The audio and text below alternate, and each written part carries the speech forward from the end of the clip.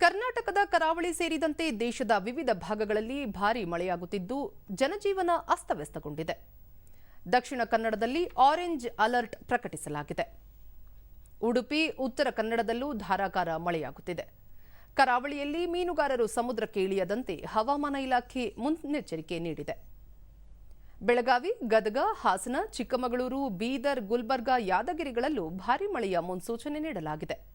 ಮುಂದಿನ 3 ದಿನಗಳ ಕಾಲ ಶಿವಮೊಗ್ಗ, ಮೈಸೂರು ಹಾಗೂ ಕೊಡಗು ಜಿಲ್ಲೆಗಳಲ್ಲೂ ಭಾರೀ ಮಳೆಯಾಗಲಿದೆ ಎಂದು ಹವಾಮಾನ ಇಲಾಖೆ ಮುನ್ಸೂಚನೆ ನೀಡಿದೆ. ಮಹಾರಾಷ್ಟ್ರದ ಹಲವು ಪ್ರದೇಶಗಳಲ್ಲಿ ನಿರಂತರವಾಗಿ ಮಳೆಯಾಗುತ್ತಿದೆ.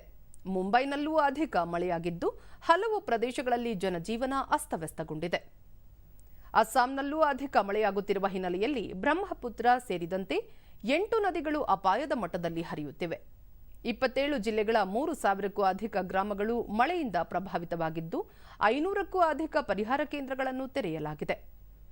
ಉತ್ತರಾಖಂಡದ ಡೆಹ್ರಾಡೂನ್, ಟೆಹರಿ ಡ್ಯಾಂ, ಹರಿದ್ವಾರ, ರುದ್ರಪ್ರಯಾಗ್, ಉತ್ತರ ಕಾಶಿ ಜಿಲ್ಲೆಗಳಲ್ಲಿ ಆರೆಂಜ್ ಅಲರ್ಟ್ ಘೋಷಿಸಲಾಗಿದೆ. ಋಷಿಕೇಶದಿಂದ ಚಾರ್ಧಾಮ್ ಕಡೆಗೆ ಯಾತ್ರೆ ಕೈಗೊಳ್ಳದಂತೆ ಯಾತ್ರಾರ್ಥಿಗಳಿಗೆ ಸೂಚಿಸಲಾಗಿದೆ.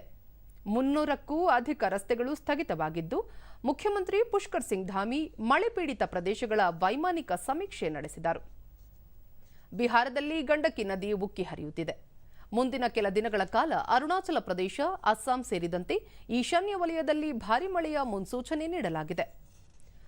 ರಾಜಸ್ಥಾನ ಹಾಗೂ ಗುಜರಾತ್ಗಳಲ್ಲೂ ಅಧಿಕ ಮಳೆಯಾಗುತ್ತಿದ್ದು ಗುಜರಾತ್ನಲ್ಲಿ ಮೀನುಗಾರರು ಸಮುದ್ರಕ್ಕೆ ಇಳಿಯದಂತೆ ಸೂಚನೆ ನೀಡಲಾಗಿದೆ. स्थिति पर नजर बनाए हुए है.